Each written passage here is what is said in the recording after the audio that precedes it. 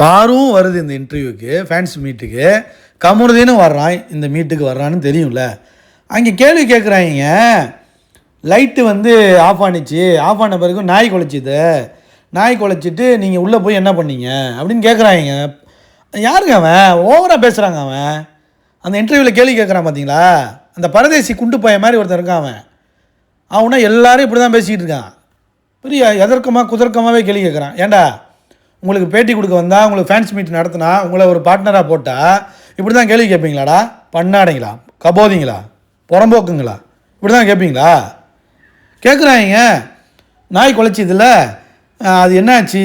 அவன் சொல்லிட்டான், கமரு சொல்லிட்டான், இது வந்து எனக்கும் என்னோட பொண்ணுக்கும் எனக்கும் பாருக்கும் நடந்த தனிப்பட்ட விஷயங்கள், அதெல்லாம் உங்கள்கிட்டலாம் ஷேர் பண்ண முடியாதுன்னு சொல்லிட்டான்.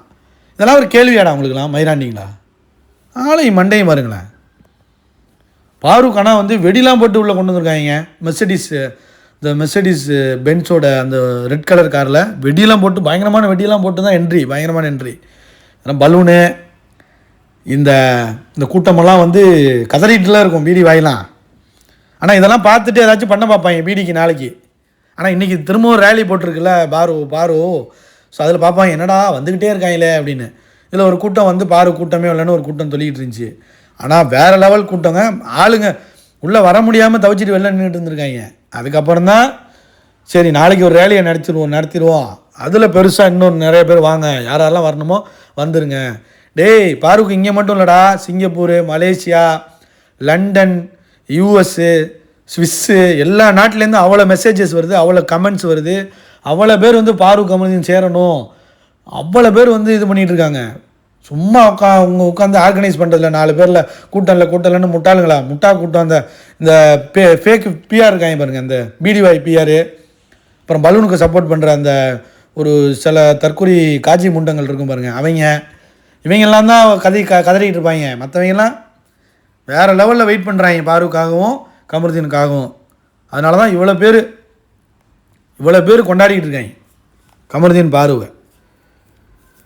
அதாவது இந்த பாரு வெளியில் போகும்போது, இதெல்லாம் முடிச்சுட்டு வெளில போகும்போது ஒரு கூட்டங்க, லேடிஸ் ஃபேன்ஸ் எல்லாமே வந்து என்னென்னா அவங்க அம்மாட்ட சொல்கிறாங்க, பாருவை கமருதீன் கூட சேர்த்து வச்சுருங்க, கண்டிப்பாக சேர்த்து வச்சுருங்க அப்படின்னு சொல்லி, அவங்க கண்டிப்பாக பண்ணிடுறோம்மா சரிம்மான்னு அமைதியாகிட்டாங்க. அவங்க டேய் ஏன்னா இந்தளவுக்கு இறக்கிட்டீங்களா அப்படிங்கிற மாதிரி. அப்புறம் ஃபேன்ஸ் இன்னமும் சொல்லியிருக்காங்க, போத்தன் ராஜ் நீங்கள் வந்து நல்லா பண்ணுறீங்க, கமரு ஃப்ரெண்டு, நீங்கள் வந்து பிக் பாஸ் சீசன் 10க்குள்ளே போங்க, நாங்களாம் சப்போர்ட் பண்ணுறோம், பாரு ஃபேன்ஸ் கமரு ஃபேன்ஸ்லாம் சப்போர்ட் பண்ணுறோம் அப்படின்னு சொன்னோன்னா அவருக்கே ஒரு மாதிரி வெக்கமாயிடுச்சு போல், வேறு லெவலு.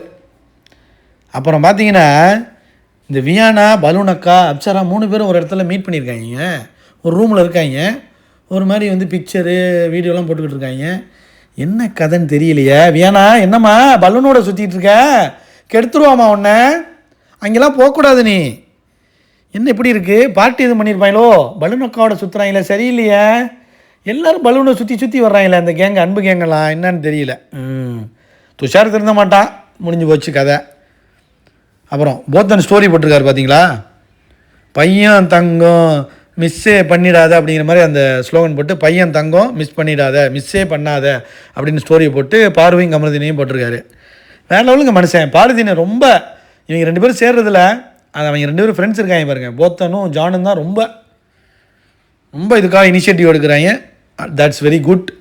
அப்புறம் வந்து இந்த பாருவும் கமருதீனும் ஒரு மாதிரி சோகமாக இருந்தாங்க, சேடாக இருந்துச்சு அப்படின்னு ஒரு கூட்டம் பேசிக்கிட்டு இருக்கு. அந்த கூட்டத்துக்கு மட்டும் கையில் கிடச்சாயின்னு வச்சுங்க, பிரித்து எடுத்துருவேன். ஏன்னா அவங்க சந்தோஷமாக இருக்காங்க. அதுவும் அவன் பார்த்த பார்வையெல்லாம் பார்த்தீங்களாடா, ஒரு படமே ஓடிக்கிட்டு இருக்காங்க அந்த இடத்துல, ரொமான்டிக் மூவியே ஓடிக்கிட்டு இருக்கு. இந்த தற்கொலை முண்டங்கள் ஏதோ தப்பாக பார்த்துட்டு வந்து தப்பாக பேசிக்கிட்டு இருக்குங்க. என்ன சொல்கிறதுன்னு தெரிலங்க. இந்த விக்ரமும் சபரியும் ஒரு ரீக்ரியேஷன் பண்ணாங்களே, கனி எவிக்டான ஒரு சீனு, அது இன்னமும் வந்து மொக்கையாக தாங்க இருக்குது. சிரிப்புலாம் வரல, மொக்கை தான் போடுறாங்க. உண்மையிலே வந்து விக்ரம்லாம் உண்மையிலே காமெடினா இது என்னன்னே தெரிலங்க. சிரிப்பே வரமாட்டேதுங்க, அவன் பேசுகிறதுக்கு சிரிப்பே வரல. சபரியெல்லாம் என்ன மாதிரி ஆக்டர்னே தெரில. ராஜுலாம் இந்த மாதிரியான ஒரு என்டர்டெயின் பண்ணா, சபரிலாம் என்னங்க பண்ணா சொல்கிறதுக்கு ஒன்றும் இல்லைங்க. இந்த கூட்டம்லாம் அப்படி மீட் பண்ணிக்கிட்டு இப்படியே திரியிறாங்க. ஆனால் வன்மத்தில் இருக்காங்க பாரு கமருதீன் மேலே. இந்தளவுக்கு மக்கள் சப்போர்ட் பண்ணுறாங்களேன்னு வன்மம் ஆகிட்டாங்க. லைக் பண்ணுங்கள், கமெண்ட் பண்ணுங்கள்.